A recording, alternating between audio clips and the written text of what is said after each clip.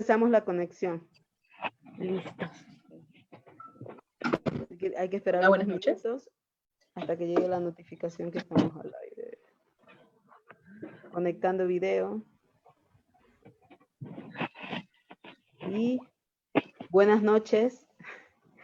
Ya empezamos una jornada de lunes feminista.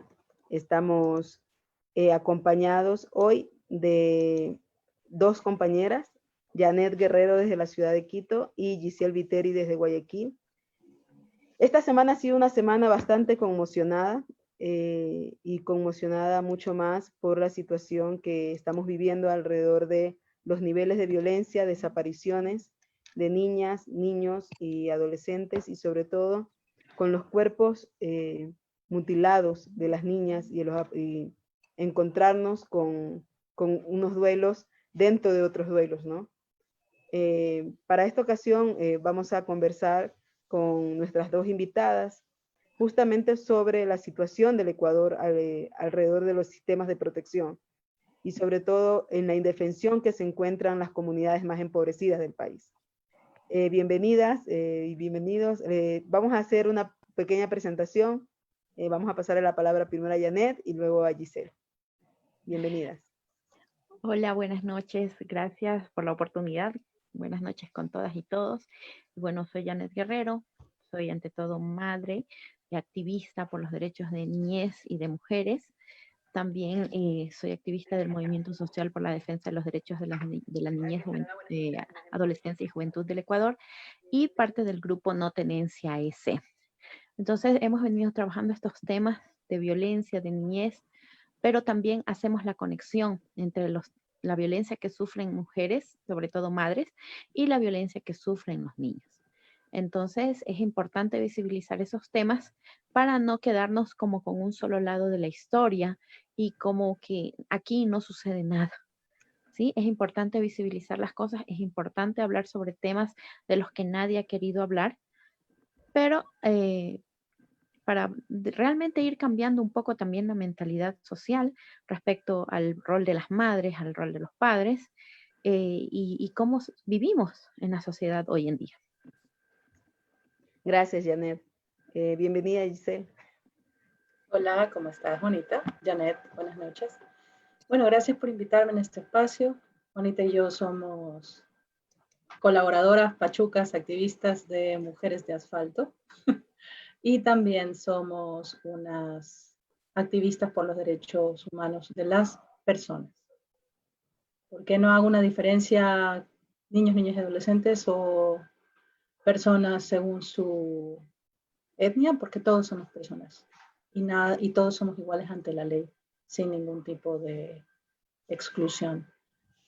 Y la importancia de visibilizar los 26 femicidios que han ocurrido en estos 90 días de aislamiento obligatorio es que las cifras no cuadran.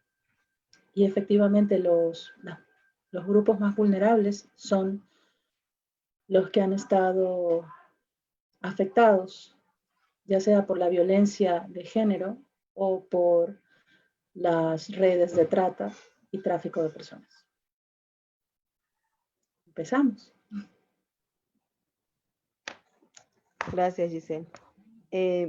Algo con lo que quería empezar era, Janet, con toda tu experiencia, es hablarnos y ubicarnos un poco en qué situación se encuentra el sistema de protección en el Ecuador. ¿Cuál es el estado que tenemos en estos momentos? Ok. Realmente, ¿me escuchan? Sí. Sí. Realmente, los últimos 10, 8 años, el sistema de protección en temas de derechos de niñez fue totalmente desmembrado. Se cambiaron tantas cosas, se reestructuraron, se eliminaron instituciones, que el sistema de protección en sí, podemos decir hoy que no existe. Sin embargo, actualmente se está trabajando la reforma al CONA que intenta de alguna manera estructurar un nuevo sistema de protección. Sin embargo, eso se puede decir en la parte institucional. Sin embargo, las pocas instituciones que tenemos que trabajan en el tema de protección de niños, niñas y adolescentes, pienso que aún son insuficientes. con el dolor del alma, por ejemplo, puedo decir, a pesar de que digan lo que digan, por ejemplo, instituciones como la DINAPEN, todavía le falta mucho en especializarse, todavía le falta mucho por trabajar. Instituciones como la Fiscalía, les falta aún sensibilizar y trabajar en el tema sobre todo de denuncias. Como vimos el caso de la niña que desapareció en Guayaquil y que luego apareció asesinada, su madre intentó poner una denuncia y no se la aceptaron, porque existe tan poca comprensión de lo que es este grupo tan vulnerable, que si bien es cierto, como decía nuestra compañera de programa, son personas, sí, todos somos personas y no puede haber discriminación y somos todos iguales, pero estos grupos son especialmente vulnerables. Son niños que no tienen la capacidad de defensa, son a los que siempre se los deja al final, son a los que no se los escucha, a los que no se les da la debida importancia, pero además a los que se cree, y es lo que salió, por ejemplo, ¿cómo se llama? Un reportaje hace poco que dice 200 niñas desaparecieron voluntariamente. O sea, voluntariamente es en serio. ¿Qué niño quiere irse de su casa en donde se sentiría amado, cuidado, protegido? ¿Verdad? Entonces, ¿dónde está lo voluntario? Se fue porque existe violencia, se fue porque no los cuidan, se fue de pronto unos cuantos casos, si bien es cierto, no en su casa necesariamente hay violencia o no los protegen, afuera encontraron drogas, y entonces empiezan a manipularlos, a lavarles el cerebro, a hacer todo este tipo de trabajo con niños y niñas que de una u otra forma como dicen vulgarmente, decimos en la costa, hace que les brille el ojo y terminan saliendo de su casa. Entonces, ¿dónde está lo voluntario? Porque al decir voluntariamente es como decir se fueron porque quisieron, no porque las circunstancias los obligan. Entonces, eso también es una manera de invisibilizar. Tenemos un sistema de protección que no existe e instituciones que no están preparadas para atender temas de violencia para niños, niñas y adolescentes, desaparición, trata, violación, violencia sexual, o sea, no, han demostrado que no están listas. Ahora la pregunta es, ¿qué va a pasar a partir de ahora? ¿Qué es lo que se va a hacer realmente para empezar a proteger? Porque todos los días hay webinars, hay eventos, hay muchas cosas que supuestamente se está haciendo, pero ¿dónde están los cambios? ¿Sí? Creo que se debe partir no solamente desde un tema institucional y castigar al agresor, sino también en la prevención. Y la prevención con las víctimas es verdad, con quienes podrían ser las posibles víctimas, pero también como sociedad, cómo estamos educando a los posibles agresores, cómo estamos educando desde la niñez a las personas, qué clases de maternidad y paternidad positiva hay para poder criar mejor a las personas y poder prevenir, porque creo que es fundamental la prevención. Debe existir la sanción, el castigo, pero y también luego de eso, ¿qué hay? ¿Qué hay en el tema de la reparación? ¿Cómo está funcionando? Entonces está Claro. todo, como decimos, descalabrado, está todo desconectado y no está funcionando. Y las cifras de femicidio, las cifras de trata de niños, de violencia hacia ellos, lo está demostrando.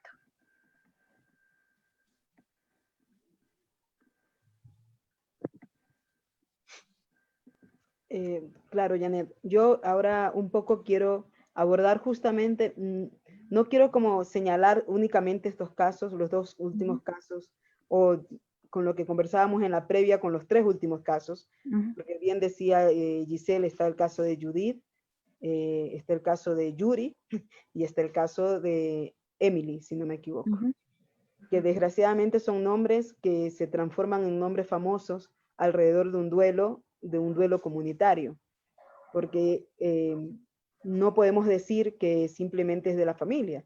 O sea, es un duelo que lo asumimos también nosotras desde las colectivas y demás organizaciones. Y ahora, Giselle, un poco correlacionando lo que hablaba Janet, es qué parte le toca a la sociedad, aunque yo creo que hay una negligencia del Estado que hay que hacerse cargo el Estado. Pero también existe una parte que nos toca a nosotras y nosotros como ciudadanos y ciudadanas. Creo que es importante no analizarlo desde lo macro, el Estado, sino lo micro. Cómo nuestros propios prejuicios y cómo el machismo estructural de nuestra forma de pensar este tipo de casos de asesinatos. Qué coincidencia que los últimos casos son de niñas menores de 10 años. Y cuando tú ves cómo lo aborda la prensa, siempre hay un cuestionamiento hacia el rol que la madre ejerce en, no sé si puedo decir la crianza, o una crítica hacia por qué la mamá no estaba. Porque la mamá tenía que salir a trabajar. Porque las condiciones en el marco de la pandemia o en general en la sociedad no se dan para que la mamá continúe cumpliendo este rol impuesto por la alianza del machismo y el capital, de que la mamá se queda en casa y el papá sale a trabajar. Esta forma en que tenemos de cuestionarnos los casos de violencia que parten de que desconocen que las mamás, la mayoría somos jefas de hogar, que estamos criando a nuestros hijos solas, con todos los riesgos que eso implica y también con las responsabilidades. Y en este tiempo en que algunas tienen aún la etapa del teletrabajo, otras ya estamos saliendo a trabajar, a hacer oficina, exponiéndonos al contagio en las vías de transporte público, pero hemos tomado la decisión, porque no nos queda otra, de dejar a nuestros hijos solos en casa, con una computadora, expuestos a un mundo virtual donde tú no sabes a qué delitos puede ser vulnerable tu hijo. Entonces es todo un escenario. Mucho se ha dicho de Yuri, que se quedó al cuidado de una comadre, que se quedó sola en casa cuidando a sus hermanos, que se quedó bajo el cuidado de un padrastro, pero nunca los medios de comunicación o las personas que se sienten en la autoridad moral para opinar de este caso se cuestionan por qué el jefe del Distrito Policial Sur desestima la denuncia de una madre diciéndole, yo te lo garantizo por mi hijo jamás va a desaparecer sin decirme, sin yo saber dónde está. Si yo voy a donde un policía a decir, mi hijo desapareció, ese policía debe ayudarme en ese momento a buscarlo y no devolverme la pregunta de, a lo mejor está en la casa de algún vecino, a lo mejor está jugando, y perder estas vitales 24 horas para encontrar con vida a tu familiar, rogándole a un policía o una policía que le dé valor a tu preocupación de madre y que no te discrimine porque, señora, usted está exagerando, ya mismo aparece, seguro se Claro, fugó. sí, Giselle, pero Sí. ahí yo más bien abordaría otras características, ¿no? ¿Qué significa ser una mujer empobrecida para la justicia en el Ecuador? O sea, ¿qué Es que significa también eso ser? es un prejuicio. O Déjenme, sea, volvemos sí, al sí, prejuicio, porque a una pero señora de clase sí, alta Giselle, nunca le van a aceptar eso. escúchame. Claro, Pero a lo que escuchen. me voy es que debemos llamar a las cosas, yo creo que no podemos ya generalizar en el lenguaje, y yo sé que es un prejuicio, pero yo creo que sí tenemos que llamar las cosas como son. Cuando es racismo de Estado, al momento en que rechazan la denuncia porque era una mujer negra, porque te apostamos en que si el fenotipo de la mujer que hubiera ido a denunciar hubiera sido de San Borondón, mujer blanca, rubia, etcétera, jamás se le hubiera dicho, vaya a buscar a su hijo primero en la casa y después regrese. Jamás se le hubiera dicho eso. Jamás. Entonces yo creo que ahí sí hay que, yo en eso sí estoy muy enérgica porque creo que, no sé si es la rabia o la pena, pero yo creo que como ciudadanos comunes nos indignamos. Yo no soy madre aún, pero no me imagino que pase eso con uno de mis hijos o mis sobrinas, ¿no? Es solamente de pensar que eso puede pasar y cómo actuaría yo en ese momento, qué tengo que hacer. Y la otra, para enlazar lo que estamos conversando, es la ciudadanía realmente sabe lo que tiene que hacer cuando está en una crisis de este tipo, en medio de una pandemia que además también nos tiene inmovilizados para actuar un poco, ¿no? Te dejo el micrófono, Janet. Tienes toda la razón y siempre justamente lo que hablábamos en el previo a la entrevista, el hecho de vivir en lugares empobrecidos, el hecho de tener un determinado color de piel, hace que las personas seamos excluidas de una u otra manera, más cuando se trata, por ejemplo, en este tipo de denuncias. O sea, según la ley, el policía debió haber actuado inmediatamente. Sin embargo, al decirte que no, que vayas a buscar a la niña donde los amigos o que ya volverá o que estás exagerando, es una forma de discriminación, es una forma de burlarte de tu dolor y de tus necesidades, de burlarse, ¿sí? Es una forma, quizá no se lo capte así, pero sí es una forma de burlarse, o sea, es lo mismo que te digan, quédate en casa bajo 40, con 40 grados de temperatura y en una casa de 4x4. O sea, te estás burlando del dolor ajeno, de las necesidades ajenas. Pienso que, por ejemplo, este policía debería ser destituido, no solamente denunciado, sino destituido, totalmente apartado de las filas policiales por esa falta de sensibilidad, por esa falta siquiera de pensar, empatizar con la otra persona. El ser, la pobreza, el tema del color de piel te expone mucho más. ¿Por qué? Porque ¿dónde están actuando? Yo asumo, no digo que así sea, pero por estos, la forma en que se dio, por ejemplo, el tema de la nena que apareció en el saco de yute y vendida por su padrastro, vendida, regalada para pagar una deuda, lo que sea por su padrastro. En temas de droga, ¿qué estamos hablando? ¿Tratas de personas? ¿Mm? Significa que te expone mucho más y que el Estado no esté dando soluciones porque no las está dando. No veo que esté funcionando todo lo que se dice que se hace. No está funcionando lo que el Estado hace. Si bien es cierto, debemos actuar en lo micro, lo que decía, hablar de paternidad, maternidad positiva, responsable, todo lo que quieras, es el Estado que desde sus políticas tiene que hacerlas correctamente y ponerlas a funcionar. ¿Sí? Tenemos una total invisibilización del tema de violencia hacia niños, niñas, adolescentes. Una total invisibilización del tema de violencia hacia las mujeres, aunque digan que hay 100.000 protocolos para actuar. Pues no funcionan, no funcionan. El Estado es directamente responsable de hacer que estas políticas funcionen, pero no lo hace. Eliminó presupuesto, disminuye unidades, disminuye casas de acogida. Entonces, ¿de qué estamos hablando? ¿Dónde están el tema de protección a las víctimas de violencia? ¿Dónde? Ahorita, por ejemplo, tenemos un caso que estaba revisando yo hace un rato de una niña que le es entregada a su mamá, que seguramente también es víctima de violencia. Le es entregada a su mamá que convive con el agresor sexual de esta niña. Y claro, mucha gente dice, la madre, una irresponsable, castíganla, pero nadie piensa que esa madre también es víctima de violencia y que también debería ser rescatada de ese espacio, ¿sí? Pero no, es con decir solamente, no, la mamá no puede cuidar a la niña así, no puede cuidarla en esas circunstancias, pero debería dársele a la madre otro espacio para que pueda convivir con su hija, que la niña también conviva con su padre. En este caso no hay un padre ausente, hay un padre presente. Sin embargo, se trata de castigar a la madre de una manera indirecta, ¿sí? Sin ver toda la violencia y todo este engranaje que conforma para poder someter a sus víctimas.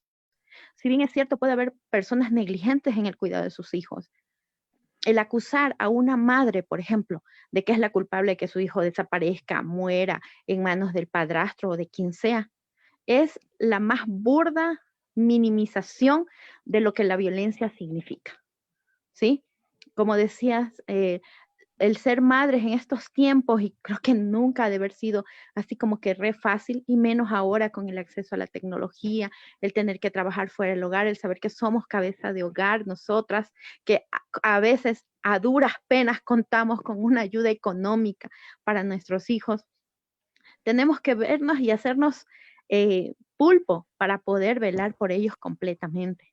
Y no siempre, peor si somos mujeres que tenemos que salir todo el día a trabajar en casa de otras mujeres, a trabajar en la calle. ¿A qué hora cuidamos a los hijos? Y eso no nos hace negligentes, eso nos hace mujeres con falta de recursos económicos, académicos, etcétera, que otras quizás sí tienen y que desgraciadamente expone a nuestros hijos. Y no por eso somos negligentes, no por eso somos malas madres, no por eso somos cómplices. Claro. Esas cosas tienen que hablarse y tienen que quedar claras, porque la sociedad somos expertos en decir, es que la madre, es que la madre, es que la madre tiene que ser castigada, es que la madre. Nadie sabe lo que esa madre está viviendo. Nadie sabe lo que esa madre tiene que pasar. Nadie sabe lo que esa madre ha tenido que tolerar para darle de comer a su hijo, aunque sea una vez al día. Claro, y tomando en cuenta que justamente Giselle nos decía las tareas y la carga del cuidado que tienen, que además son extras, ¿no?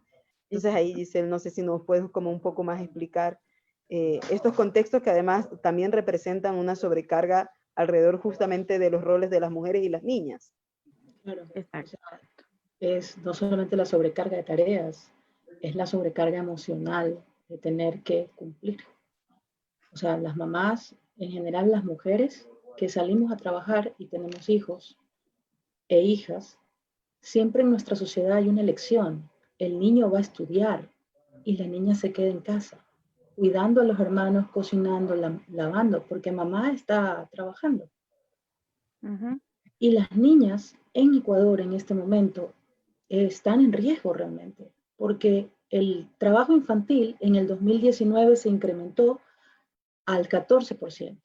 Y en este instante en que la crisis económica del COVID-19 nos obliga a elegir entre sobrevivir en alimentarnos o comprar una computadora para que nuestro hijo ingrese a las clases en el sistema de salud pública, muchos padres y madres están decidiendo no ingresar a sus hijos en la escuela, porque no tienen cómo pagar el servicio básico de Internet. Y en esto, o sea, sí, las mujeres tenemos que trabajar, tenemos una triple carga, siempre hemos tenido una triple carga, pero en este momento la carga del estrés en casa, tenemos a los niños corriendo que también tienen estrés porque ya no descargan energía jugando en la escuela. Tenemos que ser maestras, adicional, o sea, ya no tengo una tercera carga, tengo una cuarta carga. Porque es cierto que el maestro en ciertas escuelas hay una buena estructura y en otras les mandan en un chat de WhatsApp a las madres, esto es lo que tienen que investigar y la tarea tienen que presentarla en 2 horas. Yo justo hoy día revisaba, no viene el caso, el caso de la maestra de playas, que tiene 45 niños en su salón y 27 y 7 no se pueden conectar y los visita en bicicleta. Y justo hoy veo que ella dice, yo también soy madre y a las 7 de la noche regreso a mi casa a ver a mis hijos. Y el vicepresidente fue y le entregó un diploma, pero ella en la entrevista que vio hoy tiene 2 meses sin paga. Y Claro, ella lo está sin reconoce. salario. Entonces, es una mujer que encima de que está haciendo un trabajo espectacular, como muchas de nosotras, sin paga, porque todas nuestras empresas nos dicen, tenemos crisis, espéranos, te pagamos en 3 partes tu salario, pero el hambre de nuestros hijos no espera, pues. Y te las tienes que jugar. O sea, y eso genera obviamente un estrés, no puedes manejar tantas responsabilidades. ¿Contra quién revientas? Contra tu hijo que está ahí, mamá, mamá, mamá. Y llega un momento en que aunque tú tengas la mayor crianza positiva, explotas y lo mandas de aquí al palo más alto del barco. O sea, ¿qué siente tu hijo? Estás todo el día en el teléfono, las que tenemos teléfono. O no estás, mamá. Si una mujer, yo tengo casos de amigas que salen a vender limones todas las tardes, no pueden regresar hasta que no reúnan 3, 5, 6 dólares. Y aquí la gente tiene miedo de coger las fundas. O sea, se ha afectado hasta lo más sencillo. O sea, y es una población donde vivimos del comercio informal. Entonces, si el Estado como tal no cumple la responsabilidad de tener medidas de protección hacia las poblaciones vulnerables, ¿qué va a pasar con estos niños? Lo que comentábamos antes. Las niñas y niños irán a las redes de prostitución en los sectores que conocemos en Guayaquil, porque las autoridades no las desconocen, las autoridades lo saben. Lo conocen, así es. Pero se hacen de la vista gorda.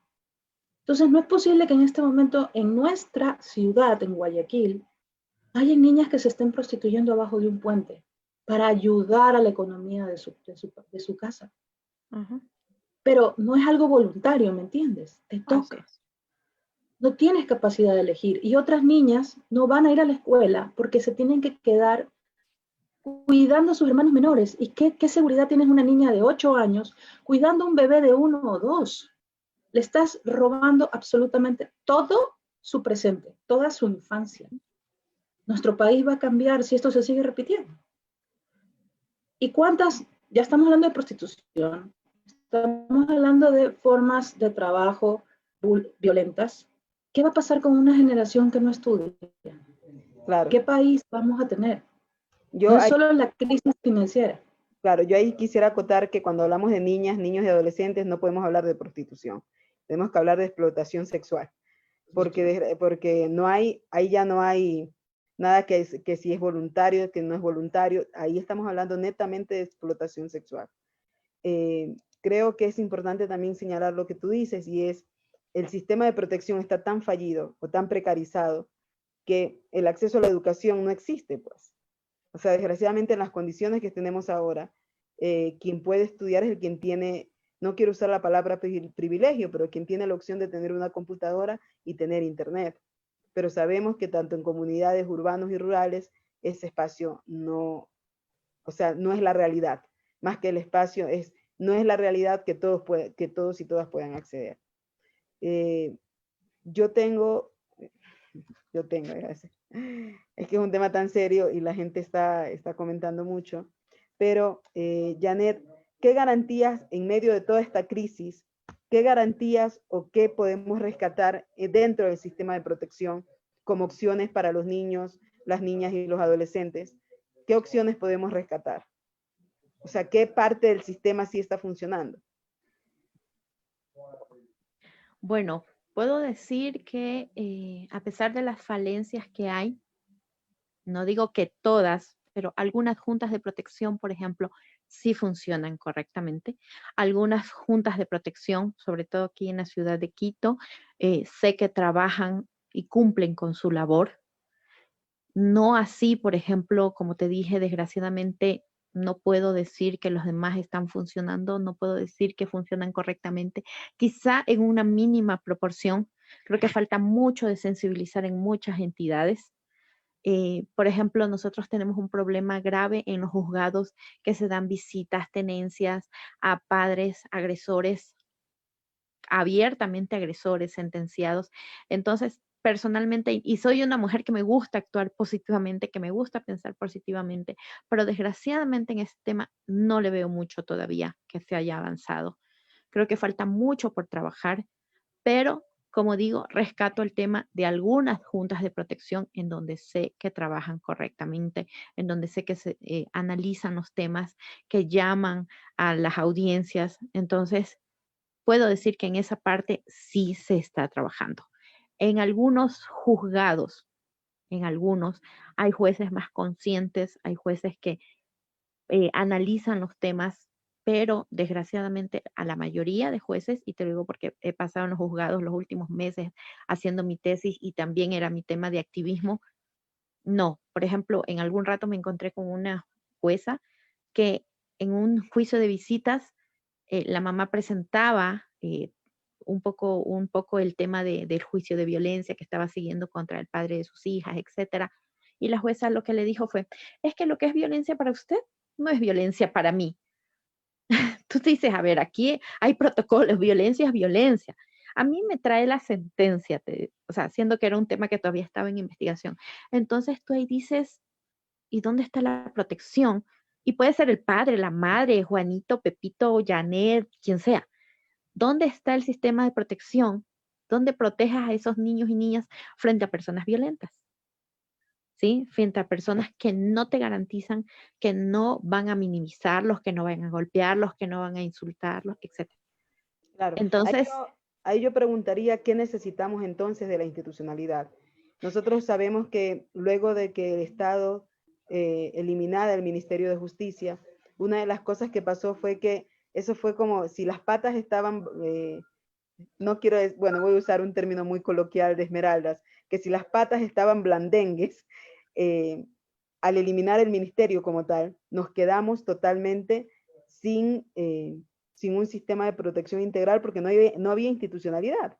Y una realidad, después de, creo ya, de tener una ley y no tener presupuesto tampoco, es como que constantemente, por eso yo hablo de una negligencia del Estado alrededor del sistema de protección, exacto. porque nos quitas institucionalidad, nos quitas presupuesto, no tenemos una política pública funcionando porque la ley no está funcionando. ¿De qué me sirve el cuerpo legal si el Estado, que es el que le corresponde ejecutar la política pública, no lo está haciendo? Exacto. Entonces, ahí yo me pregunto si el estado macro no está funcionando, ¿qué pasa con lo que decía la Gisela hace un rato? ¿Qué pasa con lo micro? Y qué pasa también con los procesos organizativos, o sea, qué pasa con la sociedad civil organizada, hacia dónde debemos canalizar nuestras energías y qué recomendaciones un poco ya podríamos ir teniendo alrededor de esta problemática. Para mí, Giselle, y después Janet, pero algo pasa con el micrófono de Giselle. Que lo muteé. Ah, ya, ok. Mira, yo también a veces me hago muchas preguntas. Durante más de una década hemos escuchado que hay programas de sensibilización hacia los funcionarios públicos, en género, en violencia, en cómo abordar a una niña que está viviendo abuso sexual. Y esta insensibilidad de parte de las autoridades se continúa repitiendo. O sea, no son casos aislados. O sea, no estamos viendo el problema con la magnitud que tiene. O sea, no es el caso de Yuri Orobio, no es el único caso durante la pandemia de una niña de 10 años que aparece desmembrada en un saco de yute en el Estero Salado o en el río Guayas. Entonces, estas autoridades saben que hay un problema que puede llegar a amenazar su estabilidad económica, conocen las redes de trata de personas con fines de explotación sexual y no desean ganarse un problema. Aquí alguien no está haciendo bien su trabajo, porque a los medios de comunicación les da miedo decir las cosas. O sea, nos quedamos en femicidio, nos quedamos en abuso sexual y no vemos qué hay más allá del panorama, pero también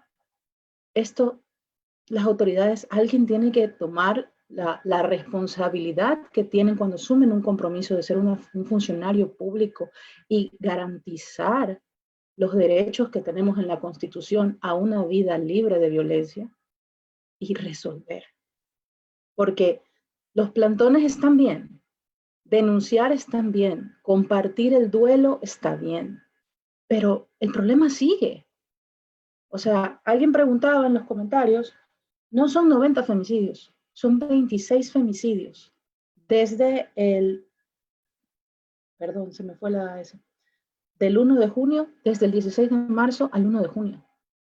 ¿Y quiénes son? Son niñas de 10 años, 8 años, 4 años, 14 meses. ¿De qué sociedad estamos hablando? De alguien que puede matar a una criatura de 14 meses, sentirse con el derecho a arruinar su vida. O sea, y de esto en el 2020 van 46 femicidios. Quiere decir que aproximadamente el 50% de los femicidios del 2020 son durante la etapa de cuarentena. Y esas son las cifras oficiales que se animan a denunciar. Y lo que no se denuncia, como las víctimas de COVID, como nuestros muertos, aproximadamente hay 200 familias buscando 200 cadáveres en este momento en Guayaquil, y hoy la alcaldesa dijo que han solucionado el problema de la crisis sanitaria y que hemos reducido las muertes a una diaria, lo cual, permítanme dudarlo, porque aún hay gente que da positivo de COVID. Entonces, las cifras están amañadas. ¿A quién beneficia eso?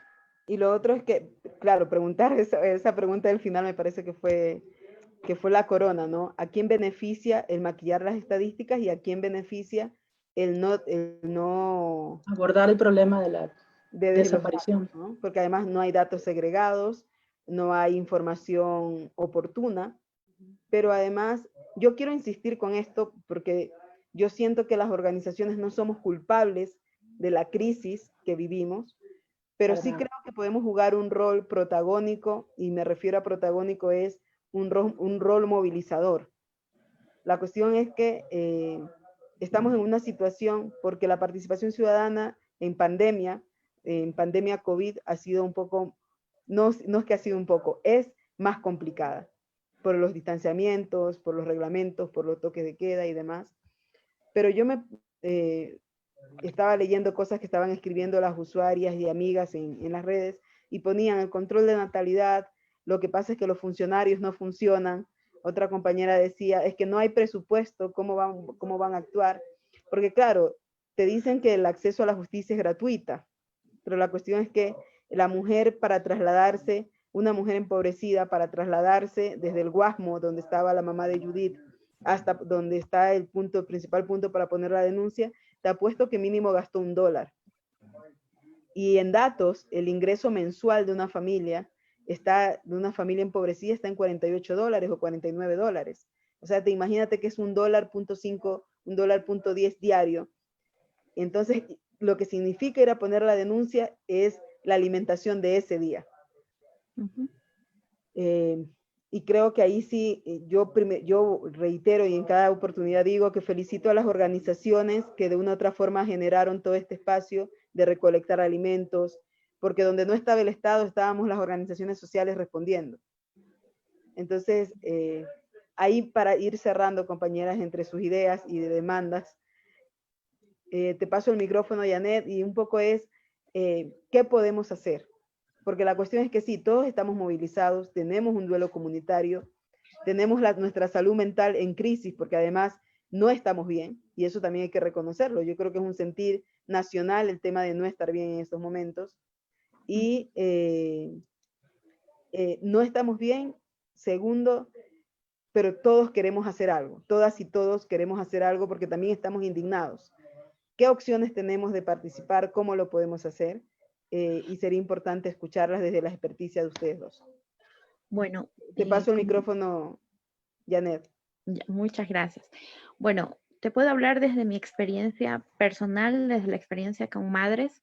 Si bien es cierto, los recursos en la mayoría de organizaciones son limitados, ¿sí? Porque nos encantaría llegar a cada organización, a cada lugar, a cada madre, a cada niño, poder trabajar con ellos, ofrecerles empleo, yo qué sé, un montón de ideas que se te vienen, ¿sí? Porque como dices, el Estado no está cumpliendo su rol, pero desde la sociedad, primero yo creo que es importantísimo el tema de la denuncia. Si bien es cierto, somos mujeres empobrecidas, sé lo que la madre de Yuri debe haber pasado al tener que elegir entre la comida o ir a denunciar, sé lo que es vivir de esa manera, pero también tenemos que empezar a armar redes. Creo que son importantísimas las redes comunitarias para el cuidado y protección de los ciudadanos y de los niños, trabajar desde las organizaciones sociales en eso. En nuestra organización trabajamos, si bien es cierto, todavía no hemos llegado a estas redes de protección en general, pero sí estamos trabajando, por ejemplo, en crear fuentes de empleo, si bien no son las fuentes de empleo, pero por ejemplo decidimos ponernos una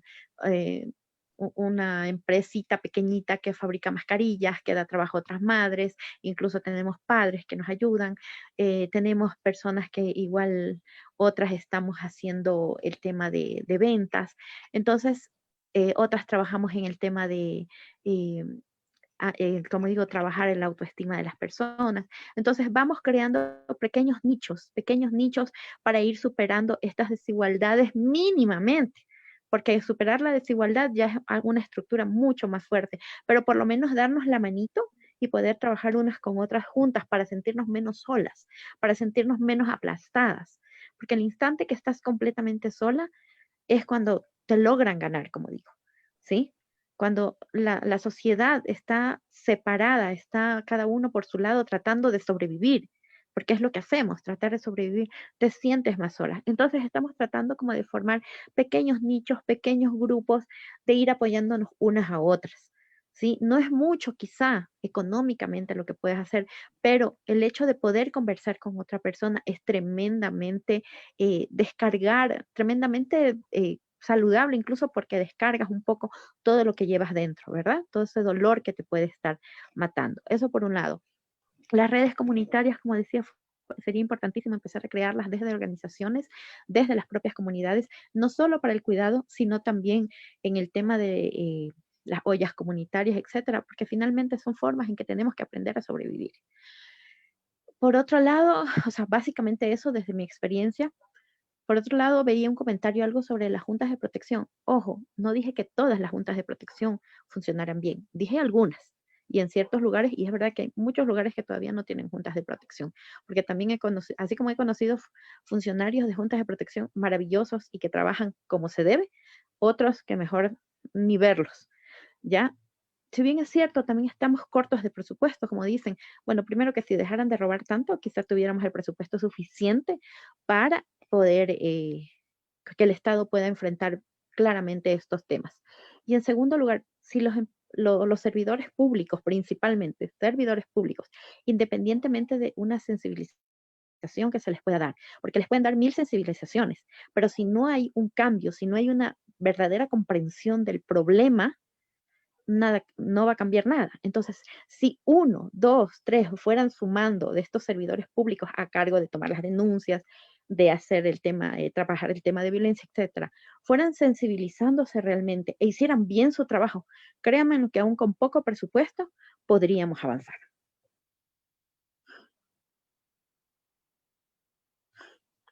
Creo que me toca a mí. Gracias, Creo Janet. Tiene el micrófono apagado. Continúa, Giselle. Yo creo que sí estamos organizadas. Las mujeres estamos organizadas y eso es como una ventaja evolutiva que tiene nuestro grupo. ¿Qué nos ha servido? ¿Cómo nos ha fortalecido esta experiencia de la pandemia? Primero, hemos recordado la crisis de los 90 en la que los vivimos y lo difícil que fue sobrevivir, y ahora sabemos que esto no nos va a matar. Que efectivamente lo que hace la crisis es descubrir o que las máscaras se caigan y ver quiénes son las personas que quieren perjudicarnos, pero nos da mucha más fuerza para buscar otras aliadas, o sea, y organizarnos. Todas las mujeres estamos en riesgo en este momento de las redes de trata y de explotación sexual, absolutamente todas, y es un tema del cual habíamos dejado de hablar en ciertas organizaciones. Creímos que ya lo habíamos solucionado, pero está ahí y siempre ha estado ahí. Pero creímos que lo habíamos superado con todo el proceso de sensibilización que hicimos y tomamos la bandera de otros temas. Y ese es el tema. Las organizaciones de mujeres tenemos muchos temas que nos cruzan estructuralmente y que son importantes todos, pero tenemos que elegir un solo tema. Y dejamos la responsabilidad de esos temas tal vez al Estado, tal vez a las fundaciones y ONGs que no tienen un vínculo con los sectores populares y que hablan desde la lejanía de sus escritorios, porque no van a la comunidad y no tienen un vínculo con la comunidad. Este dolor que nos provoca las desapariciones de las niñas, y no crean, yo soy la mamá de un varón, a mí me preocupa también la desaparición de los niños de los cuales no se habla, porque a los niños también los raptan. Me cuestiona mucho de cómo vamos a abordar el tema con los niños ahora que están tan expuestos en las redes sociales.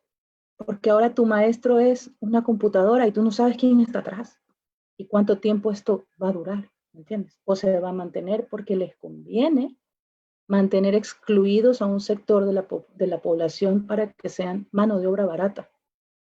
Nuevamente, yo me pregunto, ¿a quién le beneficia este silencio administrativo ante las desapariciones? ¿Quién? ¿Quién está atrás? Y el reto como organizaciones es, sin temor, continuar visibilizando, unirnos. O sea, hace poco desapareció porque los casos que hemos mencionado, la semana pasada, después de que encontraron a Julie Orobio, una chica fue secuestrada en Durán, en el sector del Arbolito. Y fue inmediato. Dijimos, empezamos a llamarnos representantes de organizaciones, hicimos una cadena, la niña aún no aparece, pero era impresionante ver cómo su foto aparecía en los estados de WhatsApp y en los Facebooks. Entonces, Durán, que es un sector que tiene un comercio sexual tan establecido como fuente de ingreso de la población, ¿por qué la policía no pide órdenes? No sé si se pueda, estoy hablando al aire, ¿no? Para buscar en los prostíbulos. ¿Por qué no se buscan las víctimas ahí directamente? Porque es notorio, o sea, es notorio. ¿Por qué? O sea, porque el temor es que esa responsabilidad del Estado de proteger y garantizar la vida nos la pasan a las organizaciones sociales. Es que ustedes no denuncian, es que ustedes no hacen nada, es que ustedes no lo dicen, es que ustedes no nos llamaron. Para eso está el 911. ¿Por qué no se activa en ese momento una cadena de policías a peinar el sector y las zonas alrededores, o sea, los alrededores? Eso es lo que yo puedo decir. No sé si contesté tu pregunta o aporté algo, pero es como retador todo el cuestionamiento que sale en estas conversaciones que Bueno, compartimos. lo que sucede es que hay muchos temas también, ¿no? Entonces es como, estamos tan saturadas de tanta crisis, de todo lo que está pasando, en que de una u otra manera terminamos siempre abordando los temas desde lo político y la corrupción, cómo nos afectan los sistemas de protección, la falta de recursos, la gente, los funcionarios y el sector público que está impago, la precarización de la educación. Entonces son como muchos temas que nos terminan también diciendo, por todo esto que está pasando, se está precarizando el sistema de protección en el Ecuador y nos estamos quedando sin recursos para lo importante que es garantizar la vida. Janet y Giselle, muchísimas gracias por estar con nosotras. Las esperamos. A la gente que se conectó y que hasta ahora está ahí. No alcanzamos a leer todos los mensajes como todos los encuentros. Eso no es nada nuevo y la gente lo sabe. Y creo que me gusta porque están conectadas gente de Esmeraldas, Manabí, Puerto Viejo, Ibarra, y justamente estaban comentando, estaba intentando revisar, y estaban comentando cómo están las juntas de protección de derechos en sus comunidades. Justamente esos son los mensajes que están leyendo y que sí, desgraciadamente, a eso nos referimos cuando el Estado no puede hacer una política pública desde el escritorio, cuando los territorios tienen otra lógica. Entonces, muy buenas noches con todos y todas nuevamente y gracias por estar con nosotras. Hasta luego, chicas. Gracias, Chao, hasta chicas. luego. Gracias. Chao. Nos vemos pronto. Chao.